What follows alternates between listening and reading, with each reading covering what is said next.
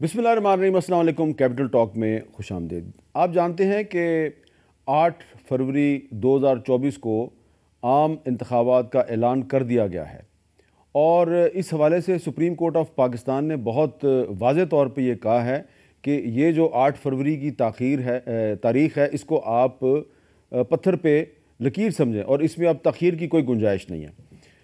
लेकिन बहुत से जो कानूनी और आइनी माहिरीन हैं और सियासी लीडरान हैं, वो ये कहते हैं जी कि बिल्कुल 8 फरवरी को इलेक्शन तो हो जाएगा, लेकिन असल बात यह है कि इलेक्शन का फेयर एंड फ्री होना बहुत ज़रूरी है। तो फेयर एंड फ्री इलेक्शन कैसे होगा, इस सिलसिले में इलेक्शन कमीशन ऑफ पाकिस्तान को क्या करना चाहिए और सुप्रीम कोर्ट जिसने 8 फरवरी की तारीख के ऐलान में अहम किरदार अदा किया, क्या वो इस सिलसिले में कोई किरदार अदा कर सकती है या नहीं कर सकती, इस पर गुफ्तगू करेंगे। हमारे साथ 3 आइनी माहिरीन मौजूद हैं। जनाब बैरिस्टर ज़फ़रुल्लाह खान साहब, बहुत शुक्रिया, मुस्लिम लीग नून की नुमाइंदगी करेंगे। जनाब सेनेटर कामरान मुर्तज़ा साहब, सुप्रीम कोर्ट बार के साबिक़ सदर हैं और JUI के सेनेटर भी हैं। और सलमान अकरम राजा साहब जो कि वकील हैं, इस वक्त चेयरमैन तहरीक इंसाफ के। तो सलमान साहब, आपसे गुफ्तगू का आगाज़ करते हैं। 8 फरवरी को इलेक्शन होगा, लेकिन क्या इस इलेक्शन का फेयर एंड फ्री होना भी बहुत ज़रूरी नहीं है और इस सिलसिले में कौन सा इदारा क्या किरदार अदा कर सकता है? देखिए जी, इलेक्शन अगर फेयर एंड फ्री नहीं होता तो बेमानी है। और इस वक्त तो बज़ाहिर सूरत हाल ऐसी है कि मुझे कोई ठीक इलेक्शन होता नज़र नहीं आ रहा। सबसे ज़रूरी बात यह है कि जो पकड़ धकड़ का माहौल है उसको ख़त्म किया जाए। हर रोज़ हम ये सुनते हैं कि कहीं 10 लोग 15 लोग इकट्ठे हुए कोई इलेक्शन की बात करने के लिए, वहाँ पे धावा बोल दिया गया, लोगों को गिरफ़्तार कर लिया गया। जब तक ये माहौल रहेगा तो इलेक्शन नहीं हो सकता। इलेक्शन के लिए ज़रूरी है कि सबको कैंपेन करने के यकसा मौक़े हासिल हों। आप लीडरशिप को जो है रिहा करें, चाहे वो बेल पे रिहा करें या मुकदमात अगर नहीं बनते तो मुकदमात को खारिज करें। लेकिन जब तक आप पहली सतह की, दूसरी, तीसरी सतह की लीडरशिप को मौका नहीं देंगे इलेक्शन में हिस्सा लेने का, कैंपेन करने का, जलसे करने का, मीटिंग्स करने का, उनके पोस्टर बैनर ये अगर लगाने के यकसा मौक़े नहीं होंगे तो कोई ना हवा बनती है, ना उसमें कोई एक गैर जानिबदारी का कोई तासुर पैदा होगा।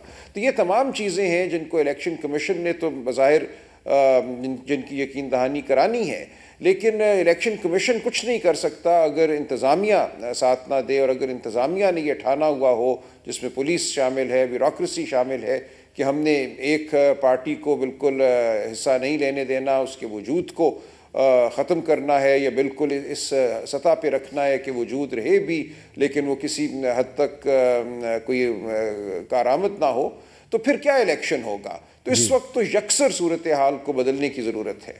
अच्छा जी, बैरिस्टर ज़फ़रुल्लाह खान साहब, सदर आरिफ अलवी साहब ने ख़त भी लिखा है और उसमें उन्होंने भी लेवल प्लेइंग फील्ड की तरफ इशारा किया है और भी कुछ उन्होंने वाक़यात का जिक्र किया है जिनका ज़िक्र जो है वो सलमान अकरम राजा साहब भी कर रहे हैं। तो इस इलेक्शन को फेयर एंड फ्री इलेक्शन कैसे बनाया जाए? बिस्मिल्लाहिर्रहमानिर्रहीम साहब, थैंक यू। एक बात है जेनरिक कि इलेक्शंस को कैसे फ्री फेयर बनाया जाए। एक ये है कि ख़ास चीज़ें जिसकी तरफ सलमान साहब ने जिक्र किया है, मैं कोशिश करूँगा कि ख़ास चीज़ों पर फ़िलहाल हम ना आए, हम जनरल बातों पर रहें। पाकिस्तान में इलेक्शंस कराने और उनके नतायज की एक ख़ास तारीख़ है जी। पहले एक आदमी इलेक्शन कराता था, उसका नाम था डिप्टी कमिश्नर, सब कुछ कर लेता था। मोहतरमा के ख़िलाफ़ जो इलेक्शन हुआ, वो डिप्टी कमिश्नर ने सारे काउंसलरों को बुलाता था, उसके बाद अपनी मर्जी से वोट कराया। मोहतरमा फातिमा, आपको पता ही है। 71 का इलेक्शन हुआ, लोग कहते हैं ये बड़ा फेयर था, बिल्कुल नहीं था। कब लोग खून की होली चल रही थी इस पाकिस्तान में, यहाँ भी थी, तो उसमें क्या इलेक्शन होने थे। लेकिन जो भी रिजल्ट आया, हमने साबिक DG ISPR brigadier AR Siddiqui साहब ने अपनी किताब में लिखा है कि उस इलेक्शन में जनरल गुलाम उमर साहब के ज़रिए पैसे तकसीम किए गए थे। बहुत कुछ किया गया, बंदे मर रहे थे यार, क्या इलेक्शन होना। उसके बाद 73 का जो हुआ, बहुत बड़ा हादसा हुआ हमारे यहाँ पाकिस्तान में। फिर 77 आया, वो तस्लीम नहीं हुआ। उसके बाद जितने भी इलेक्शन आए वो तस्लीम नहीं हुए। अभी इन्होंने जिक्र किया, हमारी जो गवर्नमेंट थी पिछली, हमारी पार्टी को वो सरबराह को निकाल दिया गया, सजा दे दी, जो कुछ हुआ। 4-5 अब चीज़ें हैं जो इलेक्शन को सही करती हैं। इलेक्शन कोई भी एक कानूनी अमल नहीं है, ये बात लोगों को समझ में आ जानी चाहिए। जो कहता है कानूनी अमल है, बिल्कुल गलत कहता है। आईनी अमल तो है, आईनी अमल है, लेकिन उसके ऊपर आइन की दस्तूरी रिवायात और सियासी रिवायात का असर है पाकिस्तान में। पाकिस्तान में आइन की वो पावर नहीं है अभी जो होनी चाहिए। कैसे शुरू होता है? सबसे पहले तो पार्टियों की, इलेक्शन से भी बहुत पहले पार्टियों की तोड़ फोड़ हो जाती है। जैसे हमारे यहाँ, हमारी मिसाल में 18 बंदे हमारे पहले वो तोड़े गए थे, वो लाहौर की डीजी रेंजर ने तोड़े थे, वो जो जब क्यों वो तो 2002 की बात है ना। और हमारे यहाँ जब अमल शुरू हुआ तोड़ने का 17 का, मैं भी आपके सामने बैठा हूँ, मेरे ऊपर भी बहुत दबाव था कि जी आप साउथ पंजाब वाले, मैं भी साउथ पंजाब से हूँ, कि आप निकले। ये अमल वैसे दबाव किसने डाला था?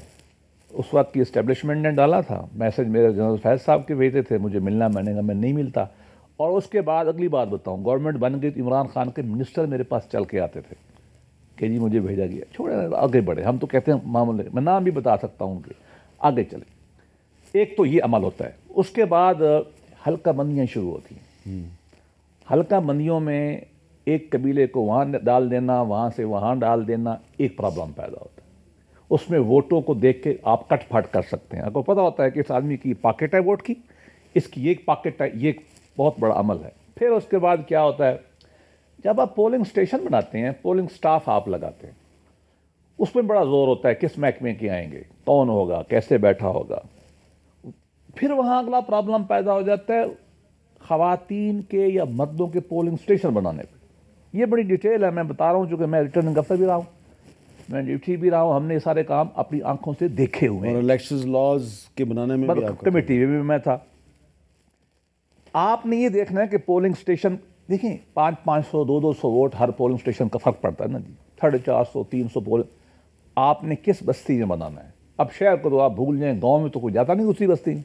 ठीक है। अच्छा, फिर ख़वातीन के वोट कहाँ डलने हैं, पोलिंग स्टेशन कहाँ बनना है। फिर जब पोलिंग स्टेशन हो रही है, फिर फायरिंग कर देंगे, बंदे नहीं आएंगे।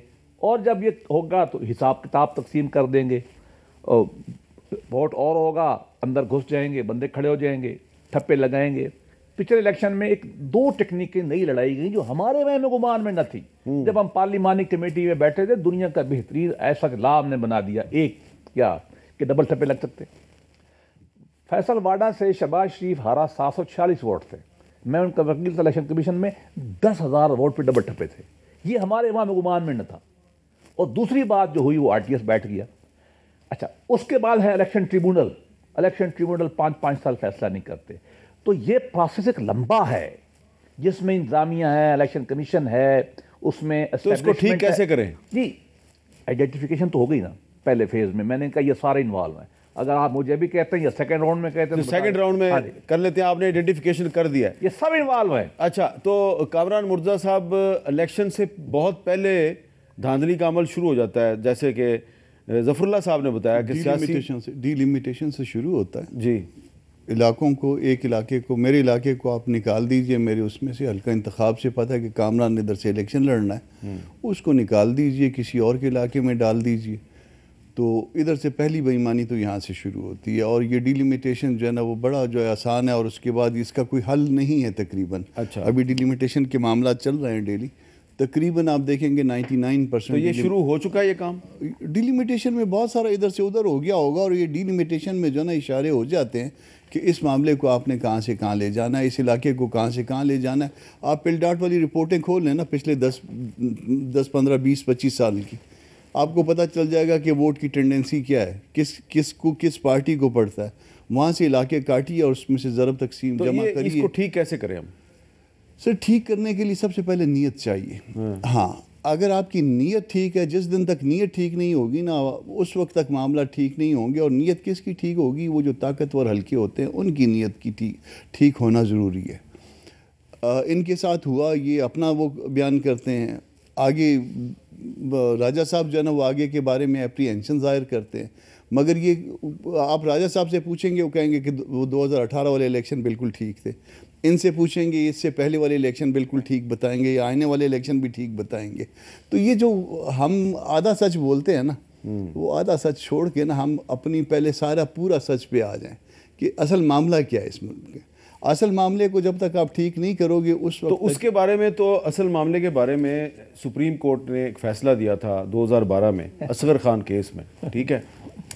तो मैं उसकी सिर्फ एक छोटा सा उसका एक कुछ चंद लाइनें पढ़ देता हूँ। तो उसमें वो कहते हैं जी कि पहले तो उन्होंने, जिनकी तरफ आपने इशारा किया, उन्होंने तो उनका नाम लिख दिया। पहले तो उन्होंने उनकी कुर्बानियों को खराज तहसीन पेश किया है, बेहतरीन। और आगे चल के वो कहते हैं जी, the armed forces in charge of their functions seek intelligence and support from ISI, MI and on account of security threats to the country on its frontiers, or to control internal situations in aid of civil power when called upon to do so. However, ISI, MI, any other agency like IB have no role to play in the political affairs of the country, such as formation or destabilization of government, or interfere in the holding of honest, free and fair election by the Election Commission of Pakistan. Involvement of officers, members of secret agencies, IB, MI, IB in unlawful activities individually or collectively calls for strict action, being violative of oath of their offices, and if involved, they are liable to be dealt with under the constitution of the law. और इसको फिर दोबारा इसका हवाला दिया गया है फैज़ाबाद धरना केस की जजमेंट में भी, और रीअफर्म किया गया। ठीक है, तो इसका मतलब है कि सुप्रीम कोर्ट को चाहिए कि वो अपने इस 2012 के फैसले पे अमल दरामद करवाए। सर मीर साहब, मसला पता क्या है? मसला ये है कि अब मैंने रमज़ान में मैं रोज़े रखता हूँ या नहीं रखता हूँ, ये बाहर कैसे पता चलेगा जब तक मैं सच नहीं बोलूँगा। तो यहाँ पे सच कोई बोलता नहीं है, और इसके बाद ये पता नहीं चलता। वो आगे सारे कह देते हैं कि नहीं, हमने तो बिल्कुल इन्वॉल्व नहीं है। जहाँ पे सच का कल्चर, वो उनका मौक़िफ़ ठीक है, वो कह रहे हैं जी हम इन्वॉल्व नहीं है, लेकिन ये सुप्रीम कोर्ट का जो फैसला है, इसमें जो ये सारी कहानी लिखी गई है, ये जो लिखी गई है, इसलिए लिखी गई है कि सुप्रीम कोर्ट ने ये भी बताया है कि 1990 के इलेक्शन में किस एजेंसी ने किस सियासतदान को कितने पैसे दिए। बिल्कुल, इस वजह से ये लिखा गया इसमें कि आप सियासत में मुदाखलत ना करें। तो सुप्रीम कोर्ट के फैसले में तो एविडेंस मौजूद है, उसको इम्प्लीमेंट करवा दें, और उसको चलें, और बाकी चलें सज़ाएं। अब बहुत सारे ऐसे जो है ना वो मामलात हैं जिसको अब दोबारा खोलना शायद उसके मसाइल पैदा होंगे।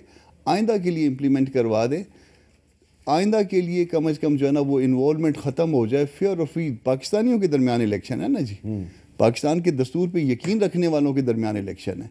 आप आए मैं आए, फ़र्क क्या पड़ेगा जी। सलमान अकरम राय साहब, ये जो असगर खान केस का जो फ़ैसला है और फिर फैज़ाबाद धरना केस का जो फ़ैसला है, तो आप समझते हैं कि इस तरह के कुछ और भी सुप्रीम कोर्ट के फ़ैसले हैं, अगर इनको सामने रख कर तो कोई इदारा जो है वो कोशिश करे कि इन फैसलों पे अमल दरामद हो जाए, तो इलेक्शन को फेयर एंड फ्री बनाया जा सकता है?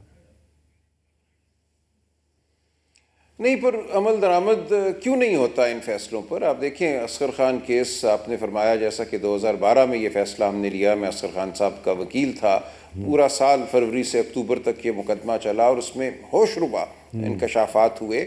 बल्कि जो 2 जनरल साहिबान इसमें शामिल थे, उनमें से एक ने तो बरमला आके कहा कि हाँ मैंने ये किया, और मैंने ये इसलिए किया कि मेरी नज़र में Benazir Bhutto national security threat थी, और मैं इस मामले को सबसे बेहतर समझता हूँ, और इसलिए हमने ये किया जो हमने किया। उनका इलेक्शन हम चाहते थे कि ना हो दोबारा कभी भी।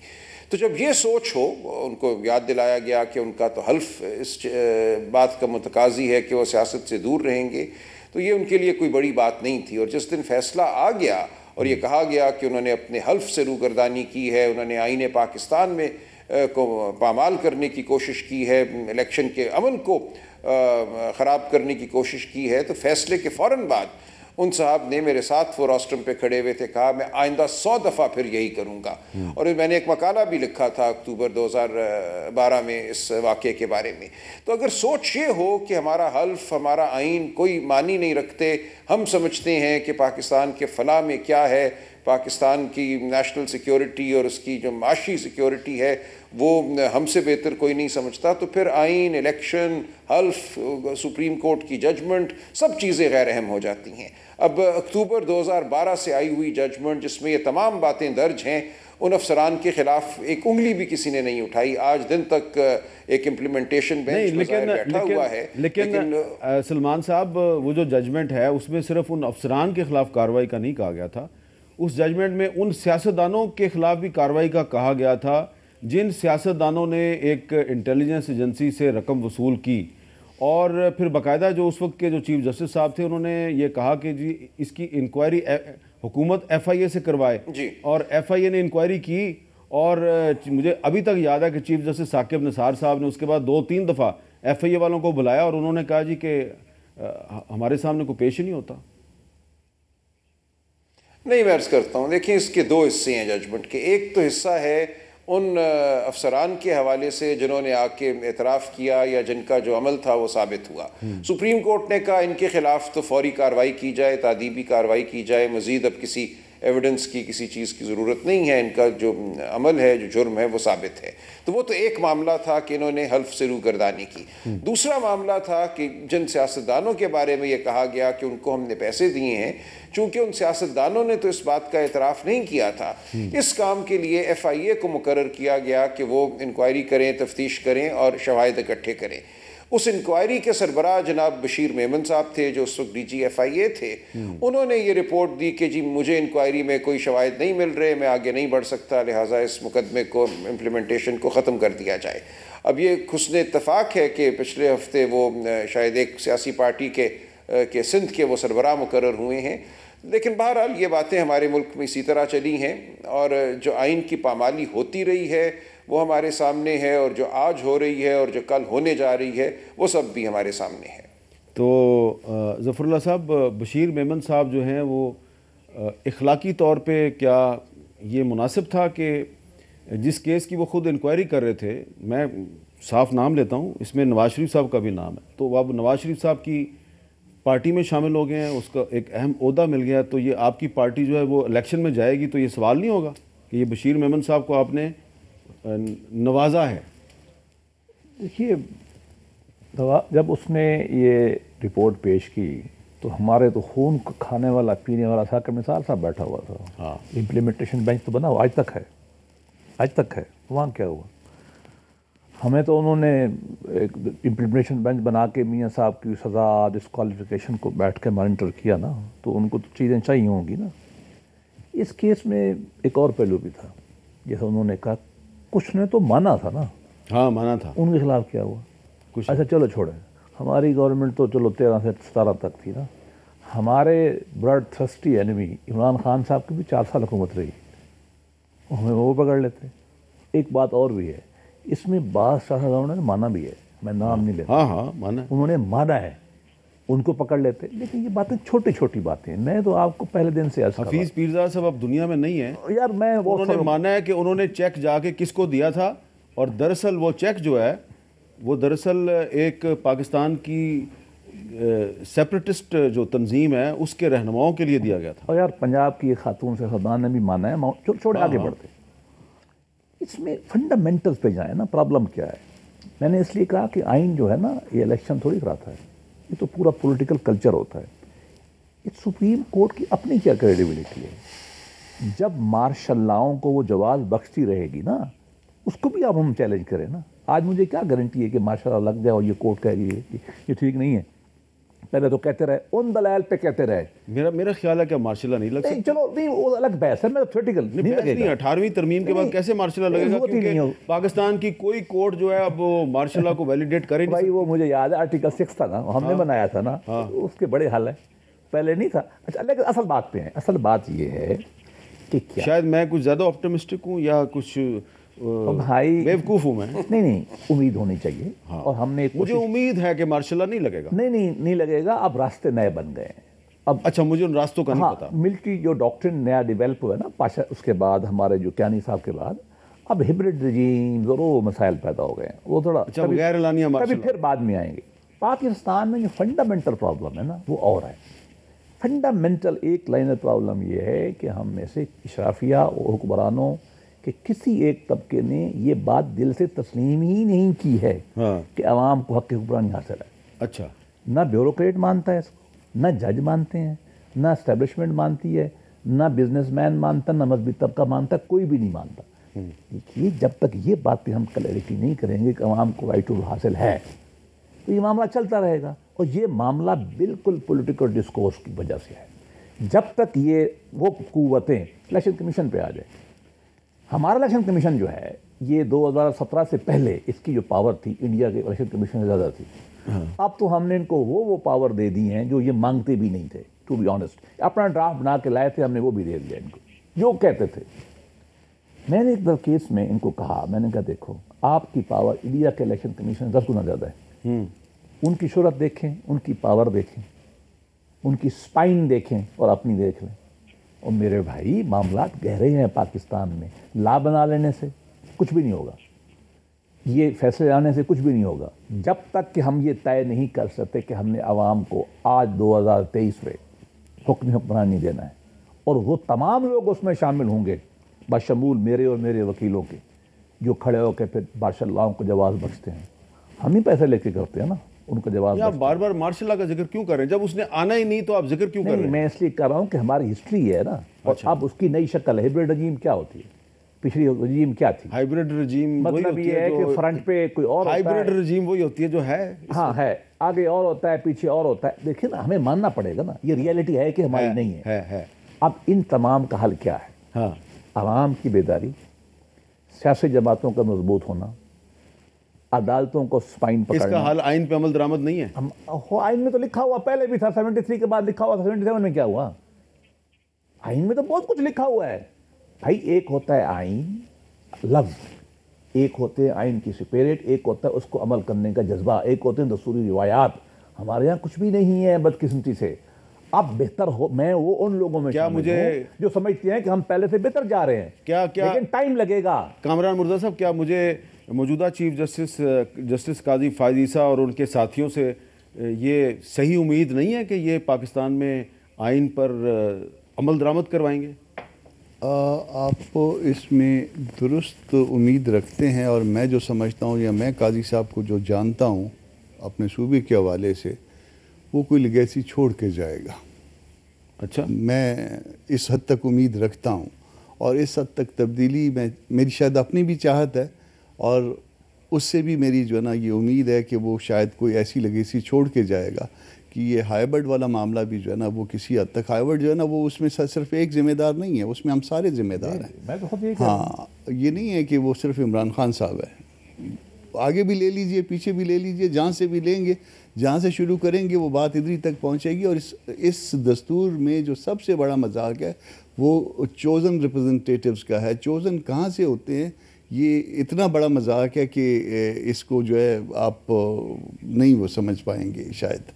मतलब आप ना ही समझाएं तो आपको दुख होगा इस पे अगर समझ जाएंगे तो। ये समझ तो हम जाते हैं लेकिन दुख नहीं पहुंचाना चाहते। बस एक ब्रेक लेते हैं जी, ब्रेक के बाद दोबारा मिलते हैं।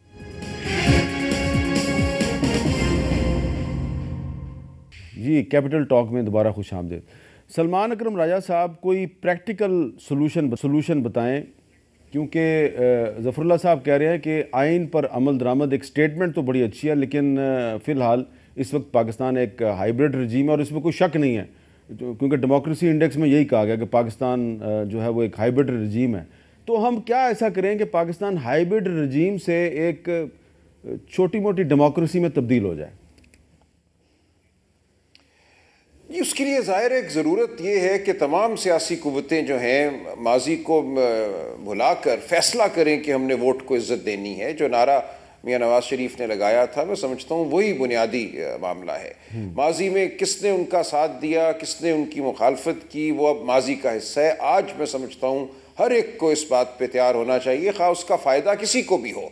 जब तक हम ये कबूल नहीं करेंगे कि वोट को इज़्ज़त देने से हो सकता है मेरे मद्दे मुकाबिल का, मेरे मुखालिफ का फ़ैसला हो जाए अवाम की अदालत में, उस वक्त तक जमहूरियत इस मुल्क में जड़ें नहीं पकड़ेगी। तो असल मामला ये है कि हर दौर में कोई ना कोई इस्टेब्लिशमेंट का प्यारा होता है, इस्टेब्लिशमेंट का कुर्ब हासिल करने का मुतमन्नी होता है, और उस कुर्ब की बुनियाद पे वो नज़र चुरा लेता है जब औरों के साथ ज़्यादती होती है, औरों को जब रोका जाता है पार्लिमानी निज़ाम में, जमहूरी निज़ाम में शमूलियत से। तो हमें ये मानना होगा कि मेरे मुखालिफ को भी उतना ही हक़ है जमहूरी निज़ाम में शामिल होने का जितना मुझे है। जब तक हम खुले दिल से ये नहीं मानेंगे, ताले आज़माओं को मौका मिलता रहेगा और हम अपने आप को पेश करते रहेंगे। वकील भी अपने आप को पेश करेंगे, मैं हाजिर हूँ, मुझे अपना आप शर्फ बख्शिए कुर्बत का। इसी तरह सियासी जमातें भी कुर्ब की मुतलाशी रहेंगी। तो ये निज़ाम वहीं का वहीं खड़ा रहेगा, अवाम जो है वो पिसे रहेंगे और गुस्सा बढ़ता रहेगा माशरे में। अच्छा, अब इसमें अगर एक पार्टी या दो पार्टियां या उनकी लीडरशिप जो है वो इलेक्शन के प्रोसेस से आउट हो जाती है तो इस इलेक्शन की क्या क्रेडिबिलिटी रह जाएगी?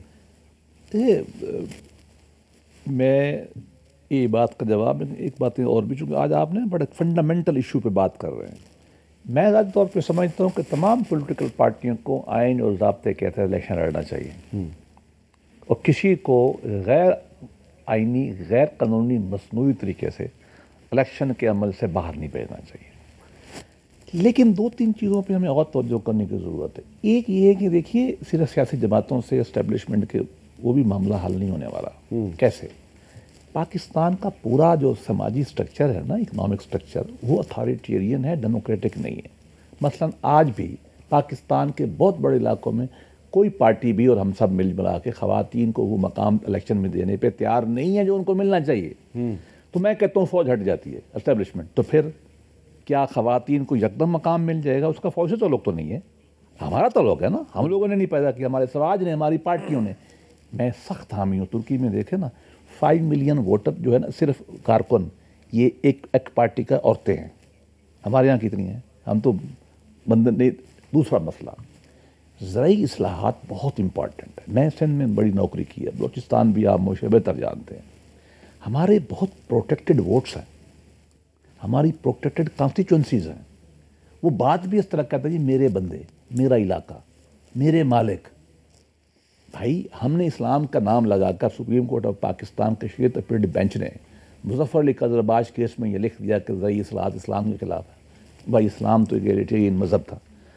ये आपको करना पड़ेगा अगर आप जेन्युइन डेमोक्रेसी चाहते हैं तो मुल्क में। और तीसरी बात बड़ी अहम है, वो है सिविल सर्विस की रिफॉर्म।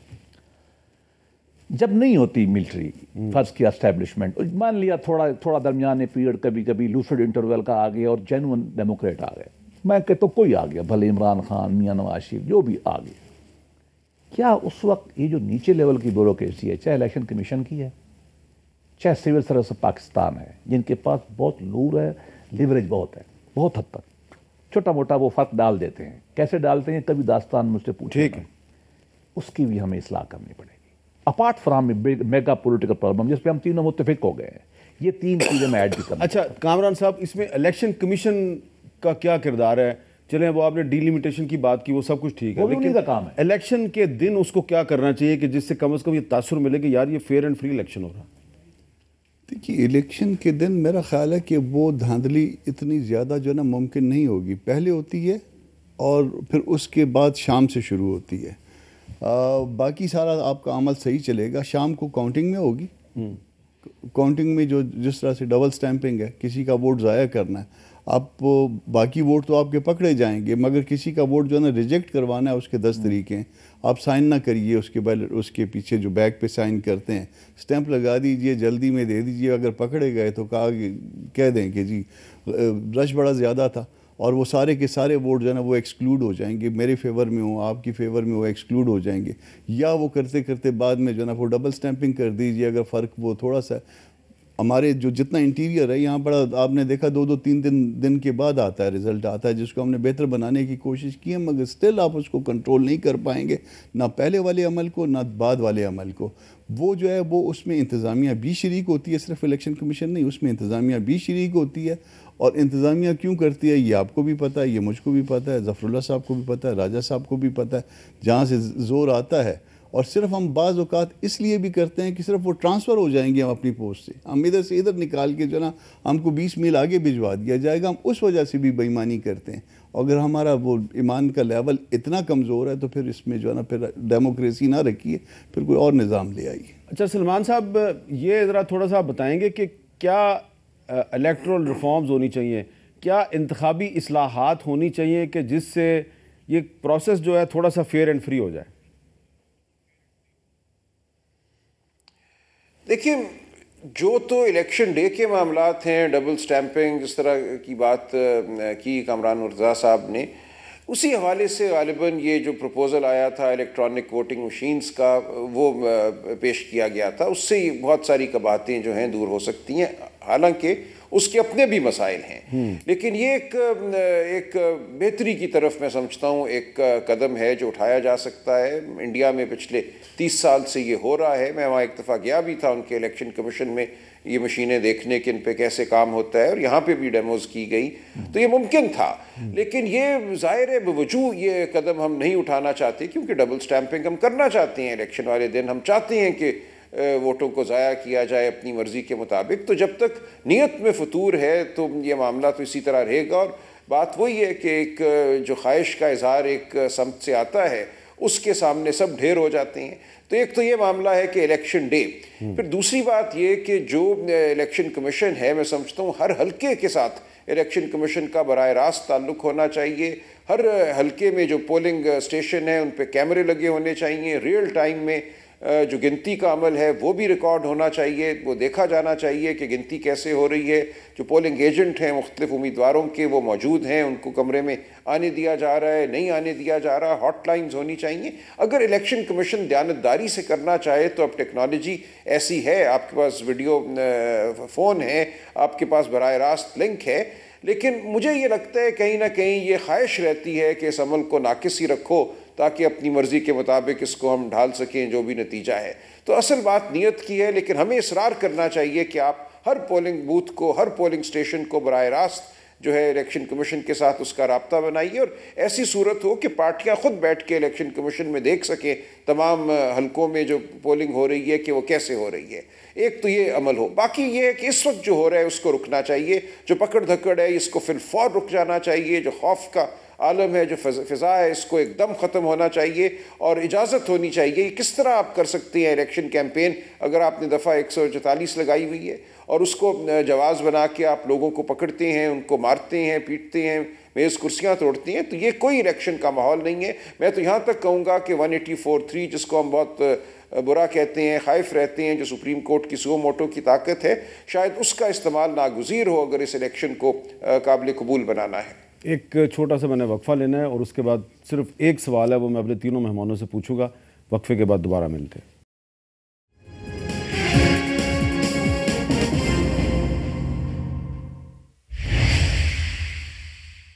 हम इस सवाल पे बात कर रहे हैं कि आइंदा इलेक्शन को फेयर एंड फ्री कैसे बनाया जाए। 8 फरवरी को सिर्फ इलेक्शन हो जाना काफ़ी नहीं है, इलेक्शन का फेयर एंड फ्री होना भी बहुत ज़रूरी है।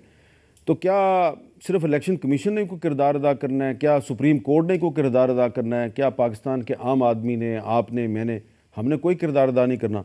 तो ज़फ़रुल्लाह साहब, अगर इलेक्शन वाले दिन अवाम जो हैं वो पिछले सारे रिकॉर्ड तोड़ दें और बड़ी तादाद में, ख़ास तौर पे नौजवान जो हैं वो बाहर आ जाएं और कोशिश करें कि सारे के सारे वोट डालें। सारे के सारे तो फिर भी नहीं डाल सकेंगे, लेकिन अगर जो वोटर टर्न आउट है अगर वो 60%, 65% हो जाता है तो फिर जिसने धांधली करनी है वो भी धांधली नहीं कर सकेगा। ये बहुत ज़रूरी है। ये वैसे ही एक कौमी मसला है ना, इलेक्शन कमीशन का है ही नहीं। मैं ये नहीं कह रहा कि बेगुनाह है, ये हम सब मिले जुले हुए हैं, लेकिन ये एक अच्छी बात है आपकी कि अगर टर्नओवर इतना ज़्यादा हो जाए तो शायद फ़ायदा भी हो जाएगा। और इसके साथ एक और भी काम करना पड़ता है, जब तक वोट गिनती आपके हाथ में ना जाए ना, वोट घर जाए ना। हाँ, ये बड़ी अच्छी बात है, इशारतन बात कर दी है। जो इलेक्ट्रॉनिक वोटिंग की बात है ना, हमारी जो इलेक्शन कमेटी थी ना, हमने एक सब कमेटी बनाई थी, आरिफ अली साहब को सदर बनाया था उसका, चूँकि मुतालबा इनका था। UNDP के एक्सपर्ट्स आए, सारे आए, अल्टीमेट रिजल्ट ये निकला, कमेटी ने फैसला किया कि ये नहीं होना चाहिए। ठीक है। और मैं आपको बताऊं, अगर ये आपने कर दिया तो एक आदमी बैठ के पूरा इलेक्शन चोरी कर लेगा। मैं इससे मजीद खोल के नहीं कह सकता, लेकिन आपकी बात से मैं इत्तेफाक करता हूं कि हमें भरपूर, मैं तो कहता हूं 90% तक रेफरेंडम की तरह हमें बाहर आना चाहिए। नहीं, वो जनरल ज़िया-उल-हक का जो, मैं मजाक कर रहा हूं, वो जनरल ज़िया-उल-हक का रेफरेंडम एक बहुत बड़ा फ्रॉड था। मैं साफ साफ कहूँगा वो फ्रॉड था, टोटल फ्रॉड था। अच्छा, हु का इमरान मुर्तज़ा साहब, क्या आप बलूचिस्तान में ये पॉसिबल है कि जो वोटर्स हैं बड़ी तादाद में निकलें और न सिर्फ ये कि वोट डालें बल्कि फिर पोलिंग स्टेशन से उस वक्त तक वापस ना जाएं जब तक कि उनके पोलिंग एजेंट को रिजल्ट ना मिल जाए? ये बिल्कुल पॉसिबल है, मगर उसमें साथ साथ एक और जो बड़ा प्रॉब्लम है, हमारे जो 90% एरियाज़ हैं वहाँ इलेक्टेबल हैं, सरदार हैं, बड़े ताकतवर लोग हैं, और वहाँ अभी तक आप देखते हैं कि तो वो ताकतवर लोग जो है ना वो जैसे इलेक्शन अनाउंस होते हैं उसके बाद आपको पता चल जाता है कि वो अगली पार्टी, उनको कहा जाता है कि ये पार्टी छोड़ के हाँ, तो वो उनके इलाके में वो जो लोग हैं, जो उनकी आवाम है, वो कोई इंसानों की तरह ज़िंदगी नहीं गुजार रहे बेचारे, और वो बड़े मजबूर तो होते। इस इलेक्शन में उन मजबूर बेबस इंसानों को कोशिश करनी चाहिए ना, वो कोशिश करनी चाहिए चुप करके जाके वोट डाल दें, वोट डाल दें, भले वो उस सरदार, उस इलेक्टेबल की मर्जी के खिलाफ जाके वोट कास्ट करें अपनी मर्जी के मुताबिक। ये मैं नहीं कह रहा कि जरूरी सिर्फ बलूचिस्तान में किसी जालिम सरदार के खिलाफ वोट न डालें, बल्कि सिंध में किसी जालिम जगीरदार के खिलाफ भी वोट डाल दें, और पंजाब में किसी बहुत अमीर सरमायादार के खिलाफ वोट डाल दें, और खैबर पख्तूनख्वा में भी किसी बहुत ही बड़े मलिक के खिलाफ डाल, मलिक और खान के खिलाफ वोट डाल दें, क्योंकि आपके हाथ में भी बहुत कुछ है। सलमान अकरम राय साहब, क्या ये पॉसिबल है कि 8 फरवरी को लोग बड़ी तादाद में घरों से निकलें और रिकॉर्ड तोड़ किस्म की वोटर्स टर्न आउट हो, और न सिर्फ ये कि वोट डालें बल्कि फिर इलेक्शन का रिजल्ट लिए बगैर पोलिंग स्टेशन से वापस ना जाएं, तो कुछ ना कुछ फ़र्क तो पड़ेगा? जी बिल्कुल फ़र्क पड़ेगा, और ये मुमकिन भी है। आप देखें कि 2018 से 23 मिलियन नए वोटर, 2 करोड़ 30 लाख नए वोटर जो हैं वो लिस्टों पे आ चुके हैं, और ये वो वोटर हैं जिनकी आज उम्र 18 से 21-22 साल की है। और इनमें अगर ये जोश हो, ये वलवला हो या गुस्सा हो कि हमने अपने मुस्तकबिल को अपने हाथों में लेना है और हमने वोट करना है, तो मैं समझता हूँ इस मुल्क की तकदीर सही मानों में इन वोटरों के हाथ में है जो हमारे नौजवान हैं। इनको बिल्कुल बाहर आना चाहिए, इनको वहाँ खड़े रहना चाहिए, और इनको वोट की जो हुर्मत है उसको यकीनी बनाना चाहिए। मेरी नज़र में हमारी अगर जमहूरियत ने पनपना है तो उसका तमाम दारो मदार इन वोटरों के हाथ में है, 18, 19, 20, 21 साल के जो हैं। आपका बहुत शुक्रिया ज़फ़रुल्लाह साहब, कामरान मुर्तज़ा साहब और सलमान अकरम राय साहब। बिल्कुल हमने इस सवाल पर गुफ्तगू की कि इलेक्शन को फेयर एंड फ्री कैसे बनाया जाए, इलेक्शन कमीशन का किरदार, सुप्रीम कोर्ट का किरदार और इदारों का किरदार, लेकिन एक किरदार पाकिस्तान के आम आदमी का भी है।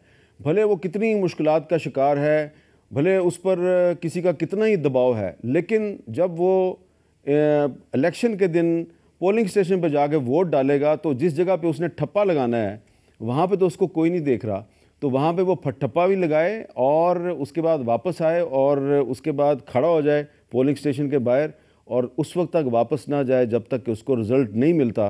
तो कुछ ना कुछ फ़र्क आप ज़रूर डाल सकते हैं, कुछ ना कुछ ताकत जो है वो वोट की पर्ची में आपके पास है।